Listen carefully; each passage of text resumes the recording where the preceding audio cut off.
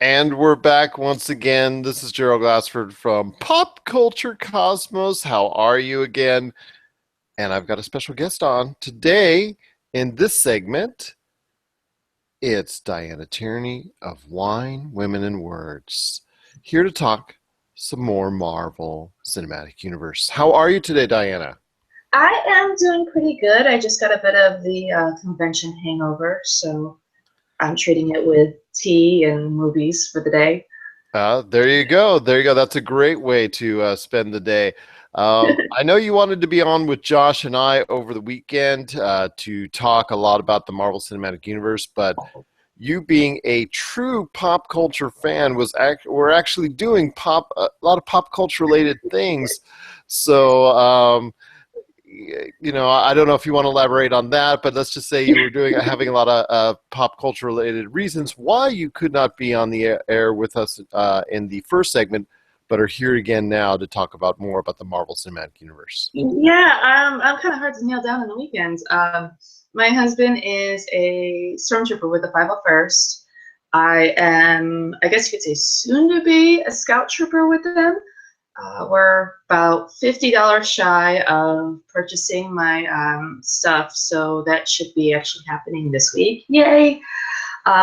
So Friday we were at oh gosh, it was a night dive at the Long Beach Aquarium, and they had all the stormtroopers come out for a Halloween themed fun night. And then yesterday I was at Stanley's Comic Con, and that was a whole blast. So that's just a quiet weekend in my world. Fair enough indeed. So obviously you are a person to go to when it comes to the Marvel Cinematic Universe, a deep enhanced knowledge of it, just like Josh. And it's so great to have both of you to use as reference within the comic book realm. Um, Mhm. I'm sure you've seen my article that I put out there on popculturecosmos.wordpress.com. And by the way, I want to thank everyone for listening again. This is the Pop Culture Cosmos. We're now listened to all over the place, starting with the Podcast Radio Network. Also want to thank our friends at the Tangent Bound Network, the ESO Network. If you don't catch us there, catch us available on Stitcher, Google Play, iTunes, of course, podcast.com, and popculturecosmos.wordpress.com. So like I said, I put an article out there in regards to the Marvel Cinematic Universe, and I know you've had some time to take a look at it. And as I told Josh, maybe time to laugh at it. But your thoughts on the Marvel Cinematic Universe as far as where it stands? Um, I'm sure there's the highs and lows of some of the movies that you think have really brought out the best of the MCU, and then some others that maybe have not been as promising within the MCU structure. But then there's also with Doctor Strange, it's leading up to. We're looking forward to exactly how that's going to play out. Yeah, I can't wait for that. That looks so very Inception like, and they're really capturing that mysticism that was in the comics. And it's been fun because I'm not that familiar with Doctor Strange. So I've been doing my homework for it since it's coming out, and I picked up some of the comics yesterday at the convention, and it's really cool. I am so excited about this whole mysticism aspect, and then the comics, how he goes up to the Himalayas to study it, and it's going to bring in like almost like a whole like jump start to the universe, I think, bringing in that aspect. Absolutely, indeed. He'll be, I guess, fighting, as they say, like to say, the battles in a totally different realm than what the Avengers can do, which could lead to a whole lot of possibilities come Infinity Wars time. So I wanted to ask, looking at the Marvel Cinematic Universe, your overall thoughts on some of the highs and lows. Like I said, you've seen and I don't know if you want to reference as a reference use as a reference point, but some of the highs of the Marvel Cinematic Universe. Let's go into some of the good points titles that you think are definitely worth watching that people, if they have not seen it, need to catch up on? Well, what I love about it is that it's very much within our world, within our universe. So you don't have to really use your imagination to stretch out to say, okay, this can't possibly happen here. They use almost real life events, and you have a lot of those consequences for your actions, just like in Civil War this past summer.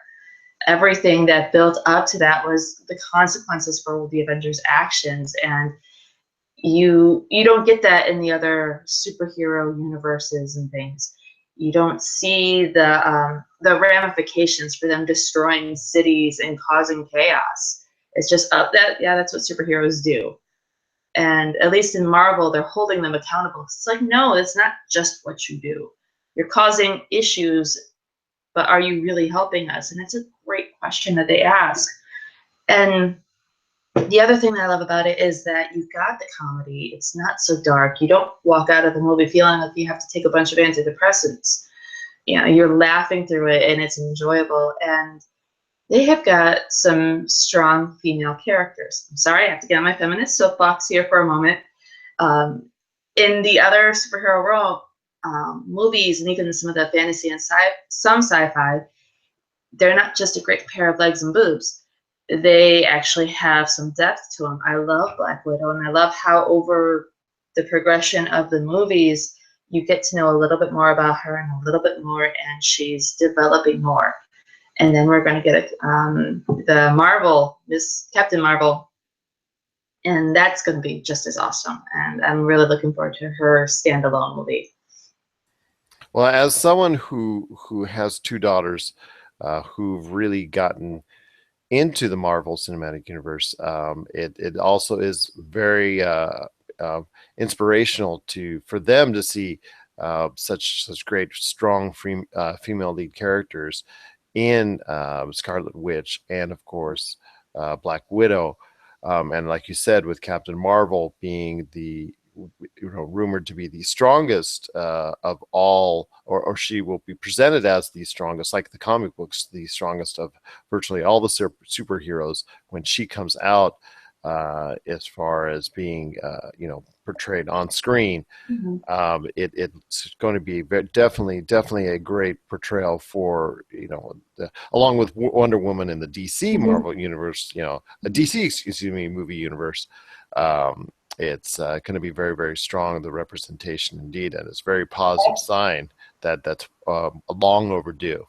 Mm-hmm. Yeah, I mean, I remember getting excited over Elektra, and then Elektra happened, and it was just this huge disappointment. And then there was just nothing for the longest time, and so much of it was just blamed on, well, audiences don't like female leads. No, audiences do like really strong female leads. We just like really good writers as well.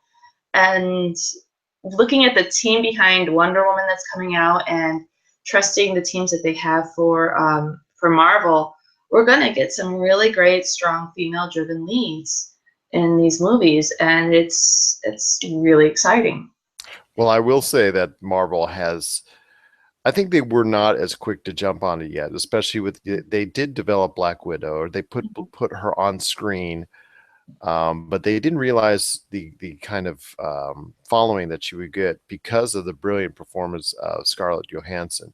I Mhm. think that's a lot of credit goes out to her with strengthening that character to the point that I think that now Marvel is faced with having a good possibility of something that they should have done in the first place, and that was create her own, not an origin story at this point. Obviously, you can't do that, or you can go flashback, but I don't think it would do as well. I think just having her own adventure would probably be something that they have been now thinking about because of how well she has developed that character, and I think her performance on the screen over the years has basically, I said, lit a fire under a lot of different movie companies now that say that hey, yes, we can promote a strong female lead character on screen in a superhero movie.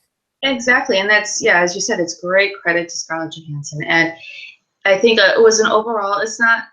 necessarily Marvel makers' fault in it. I think it was an overall industry stigma that having an actress like her come in and was able to ease them into this idea that this could actually happen and be a really good thing. So yeah, really great credit to her. And then you look at Guardians of the Galaxy too, where you've got they came in, they wrote these both really great characters.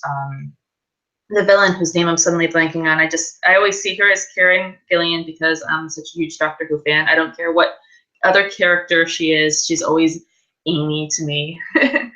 um, yeah, I'd like to see her character driven, created more and really delved into more, because I feel like they just didn't do enough for her in the last movie. But there's more movies to come, so hopefully that'll happen. And with that, I know that's kind of difficult because they're trying to give you the origin backstory on five different characters. So I know that's if someone is going to be left out a little bit, maybe from being developed, and obviously you saw her character, like you said, could have been presented a little bit better, but I think they did a pretty good job overall, with what they had to offer within the time frame they had to offer. I know that as far as Drax's story is pretty simplistic as far Mhm. as his origins are concerned, and I know they wanted to focus on Peter Quill. Obviously, that was an emphasis for the movie, but definitely, like you said, there's a great room for improvement with some of the characters as far as their backstory is concerned, and definitely she, Groot, and Rocket Raccoon are probably the three that you would probably want to focus on first in developing their backstories, because especially hers and Rocket Raccoon's would probably be, for me, the most interesting backstories to take a look at. I agree with you on that. I've got a husband who is a huge lover of the Rocket Raccoon comics, so I absolutely would agree with you on that for Rocket. But with her, she just kind of came off as a spoiled, whiny brat throughout the whole movie, almost to the point where she was annoying. So I think that was a real downer for the Guardians of the Galaxy movie itself. So yeah, I just think they could have done better by her, even in that little bit of development that they did.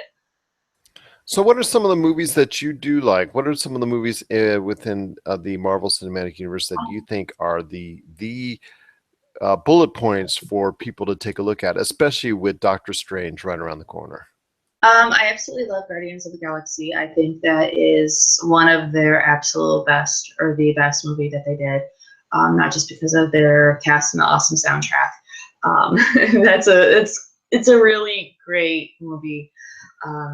I love Thor: Dark World, and I know that was like one of your worst, and we'll discuss Uh, that whenever in but my Josh really thought of it strongly too, as well. And so I think out of the movies that he and I had discussed, it sounds like that was one of the one that was the most diametrically opposing movies that we discussed about as far as the differences in opinion. And it sounds like you have that difference of opinion too. I just I thought, go ahead. I'm sorry. I'm sorry. I'm sorry, you can tell I feel a little strongly and passionately about this. Um, well, I love, besides loving the character of Loki, I'm one of those weird people who I'm obsessed with villains. I love villains. They make or break a movie. And Tom Hiddleston's portrayal of Loki is phenomenal. Oh, And that I want to disagree with you on. I think yeah, he's just his interplay with Chris Hemsworth. That's what has any enjoyment I've had from the movie is based off of their interplay. absolutely. And I think that's really what truly makes that movie, is that interplay between them, and you see more of the emotions in Loki. How much he loved his adopted mother and loathes his father. Um, the other thing is that you kind of, when you look at it, you actually do get a bit of a prequel towards Guardians of the Galaxy, when Natalie Portman and Jane, her characters, infected. That's actually one of the stones from Guardians of the Galaxy, but it's in liquid form. So you have to watch that movie before you watch Guardians of the Galaxy to actually grasp what's going on in Guardians of the Galaxy. because I never read a Guardians of the Galaxy comic before the movie came out. From what I understand, it was one of those random in the back of the Marvel universe. Nobody really looks at this world comic series. But actually, having watched Thor: Dark World as much as I have, I going back and then watching Guardians of the Galaxy, I was like, oh, I get it. Now I know what these stones are. I know what they're talking about. And it totally makes sense that the worlds are going to come together. So even though they're two different movie universes, Thor, or not universes completely, but you've got to watch Thor: Dark World before you watch Guardians of the Galaxy. It's a cool little interwoven prequel.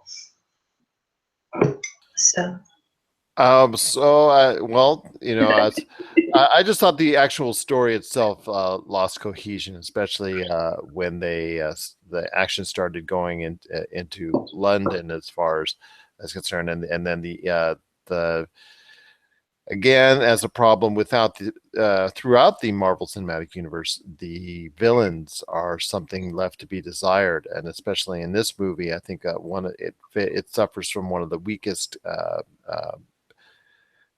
Marvel villains in all the universe. Although, you could pretty much say the same thing about virtually all the Marvel Cinematic Universe films, because they've obviously tried to accentuate the heroes in the stories, and the villains have not been as highly thought of or highly dealt with or developed. I guess Civil War, I know something that both Josh and I had an issue with was Civil War with Baron Zemo's, well, Zemo's character, because he never got to be really a Baron in the movie. So I know that was something that both he and I took issue with. But I know that's been a problem throughout, as far as not developing that and the opposite side of the coin in the movies, and as far as, because they're only going to be there for 120 minutes, and you're going to be quickly disposed of, with, like you said, Loki being the only real an antagonist that has been fully developed and fleshed out for all intents and purposes. Even Thanos himself, you even with his appearances within the movies, you still know very little about his character. Absolutely. With Marvel, if their true villains are a means to an end. If they're going to develop somebody like Loki, he's kind of borderline. He's sometimes he's good, sometimes he's bad, which is in part with the mythology of Loki. But outside of it, yeah, they're the means to make the heroes look good and something for them to fight against. And yeah, that's their one major, I think, chink in their armor. Indeed, I couldn't agree with you more on that, and I'm hoping for better things. But in Doctor Strange, now this gets us to Doctor Strange, which is coming out this week as we talk. Here domestically, it's already out in several international countries. But with Doctor Strange, like you said, you wanted to go ahead and study a little bit more. What has, in your research, fascinated you about the Doctor Strange character and the mythology of Doctor Strange? The mysticism aspect of it, for sure. And I'm really curious to see how much of the Eastern religions they're pulling into it.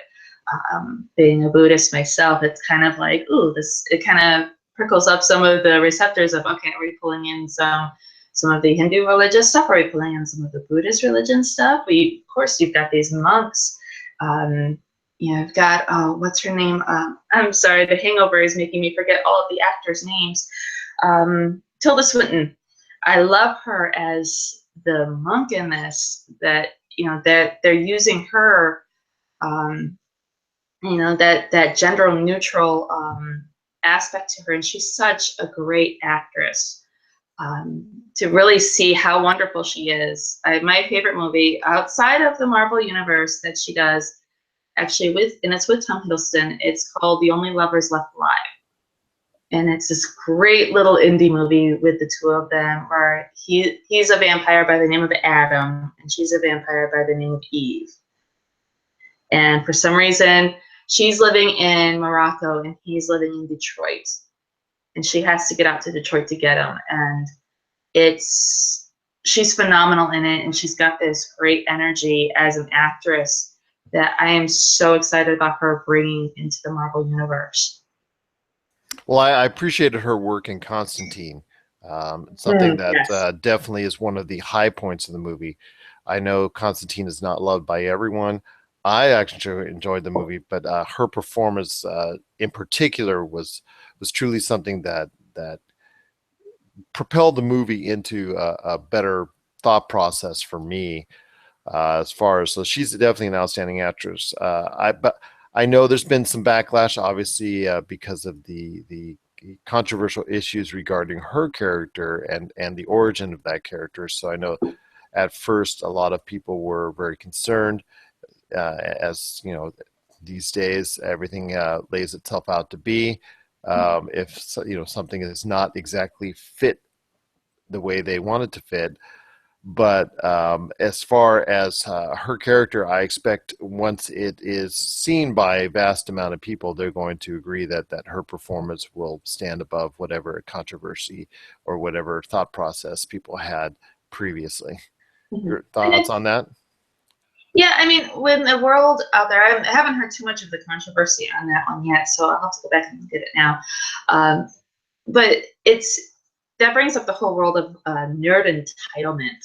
We all so in love with these comics and these stories that we seem to think that they have to do it exactly by the book, exactly by the story, and we fail to trust the directors and the writers who in many cases love these stories just as much as we do, and they want to do an artistic take on it. And we being so attached sometimes to the written version of it, we fail to see how much we could possibly love the new visual stuff and the new takes on it. And it doesn't mean that the stuff that we had before goes away. We still have it. The movie is just there and it's different and it's new. So, looking at the Marvel Cinematic Universe, I know there's some other films that also are of need for people to watch. Is there any other films that you need that you would advise them watching? And is there any other films in the Marvel Cinematic Universe that you would want them to avoid? Um, I would say no, none to actually avoid. I would say watch them all. I love them all. I'm still one of the reasons why I haven't finished my article yet is because I'm still really working through which ones are, upper or lower. Though I will say we all can all agree that the was it 2008 Hulk is by far the worst movie and should be forgotten. Um, But it's still considered part of the MCU because of especially, I'd say more so because of the ending of the movie, as far as the after credit scene with Robert Downey Jr. And as far as that is concerned, that's why they have to link it up with the rest of the movies as opposed I to the actual never movie itself. Well, for me, I kind of consider it part of it because I never actually made it to the end of the movie. I think every time I have watched it, I have fallen asleep within the first half hour. And if you're falling asleep during an action movie, you know it's bad. Um, But he actually, Mark Ruffalo's character does refer to it in the Avengers movie itself. So, oh, okay. Well, and that's one of the things bringing up the credit of the characters or the actors playing these characters is Mark Ruffalo. I love his movies. I always watched all his chick flick movies, and having him as the Hulk is a point of sheer genius, really, on the casting side of things. He's got that really great sensitivity. well, it tells me third time is a charm as far as from Marvel doing it. Pretty much, right? Um, but yeah, he's that sensitivity that he brings. Where guys, the stigma of a guy having to be sensitive for a girl. He captures that, and then he really uses that to really play that tortured side with the Hulk. It's that true Dr. Jekyll, Mr. Hyde kind of aspect to things, and he actually makes me excited for them to do another Hulk movie with him involved. I just that because of that, I'm hoping that it's going to be really good, and I have more faith in the new Hulk movie being really good. Well, I have with that aspect more faith that the actual Thor, like you said, the Thor movie will be good because as you saw on my list, the Thor movies are not very well thought of in my version of the Marvel Cinematic Universe. But I know your Marvel Cinematic Universe, that might be a different story. Well, So the first Thor I rank fairly low. It's not the lowest. The first one I rank fairly low, just in terms of movie wise. It's not the most exciting of action adventure movies. The real bright point in that is, of course, Loki as Tom Hiddleston. Um, and I'm not just saying that because I am a Tom Hiddleston fangirl beyond the Marvel Universe. I love the character because I love my villains. But yeah, it's not the greatest of the ones. That's one of the ones where I would say, watch it, but I I guess you have to watch it before you watch Dark World, but don't judge the whole universe on that one particular movie. I couldn't agree with you more on that. So that's our discussion, our Marvel Cinematic Universe. Look out for Diana's article on popculturecosmos.wordpress.com. But she is host of another show right here within the pop culture cosmos realm. We've had a taste of it here on the show, but tell us a little bit more about Wine, Women, and Words with your, how should I say, cohort in crime? Yes, my Uh, favorite time. yes, Michelle Levis. Yes, well, every Thursday we do the Wine Women Awards where we have a book of the month. So it's like a book club. And just like any good book club, there is wine involved. We drink wine, we talk about wine, and we try to match up our wines with what we're reading. Normally people do that with food, we do that with books. And we try to we have authors come on to talk about the books that they've written. And we have different topics every week discussing the finer points of literature and almost in movies type format. Like last week's episode, if you want to go check it out, we talked about witches and werewolves and vampires and all of the great books that you should go check out that have those aspects in them. And where can they find Wine, Women, and Words? Well, we can find that at on YouTube if you just put in Wine Women Awards. I'm sorry, I don't have the links. I'm a horrible guest and I'm a horrible promoter. We have a Facebook page that has it, or you can find it on my handle on Twitter under Strawberry, and which is spelled STRAHBARY, or on Pop Culture Cosmos. That's right. I put the latest episode on the front page of the popculturecosmos.wordpress.com. So be sure to check out for that and all the other great episodes that you've had on. I do know that there's a certain author that I talked to in the name of Josh that is kind of itching to be on the show once he finishes his second book later this year. So hopefully, you two will allow him chance to elaborate more on Congratulations, You Suck, his latest title, his latest release, which will be coming out in December or January to Amazon and all of the good booksellers. We will definitely have him on there. So if you're listening, Josh, we will have you on as a guest.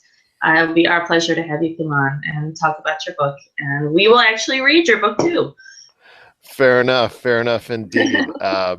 So that's Diana Tierney from Wine, Women, and Words. When we come back, it's the guys from GamerCast, and they're going crazy once again. Who knows what to expect, but we'll give you a taste of it coming up right here on the Pop Culture Cosmos.